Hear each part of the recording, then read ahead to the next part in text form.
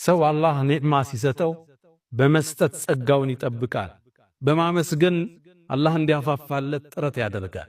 አይኮራ፣ አይኮፍስም፣ ከኸይር እጁን አይሰበስብም። ለሰጠው ጌታ ምስጋና ማካፈል እንደሆነ ያውቃል። ሲያካፍል ንብረቱ እንደሚጨምርለት ተነግሮታል። ማ ነቀሰ ማሉ ምርእ ሚን ሰደቃ፣ ከመስጠት አይጎልም ብለውታል ነቢዩ ዓለይሂ ሰላቱ ወሰላም። ሲሰጥ እንደሚባረክለት ያውቃል። ሲሰጥ ልጆቹን አላህ እንደሚጠብቅለት ያውቃል። ሲሰጥ ጤንነቱ እንደሚጠበቅ ያውቃል። ከሰጣችሁ መልሷል የዓለም ቃል ሙእሚን አይረሳም። ምድር ላይ የተሻለ ሀብት ስናገኝ ዘመድ ምንዘጋ፣ ጎረቤት አልፈን ምንሄድ፣ በአዲሱ መኪና መግፋት የሚያምረን ሰዎች ቃሩን ለኛ ትልቅ ተምሳሌት። አንኮፈስ፣ ከፍ አንበል።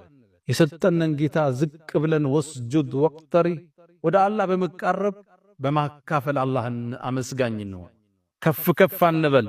ኢነከ ለን ተኽሪቀል አርድ ወለን ተብሉገል ጅባለ ጡላ። ኩፈሳው ተራራ ጋር በቁመት ለመወዳደር ነው ወይስ መሬትን ስንራመድ ለመብሳት አስበን?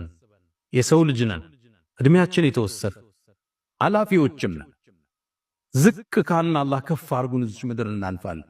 ዑመር ብኑ ዓብዱል ዓዚዝ የሰይድና ዑመር የልጅ ልጅ ናቸው። እሳቸው 2 ዓመት ከ6 ወር የሙስሊሙን ዓለም አስተዳደሩ። ዝቅ ብለው አስተዳደሩ።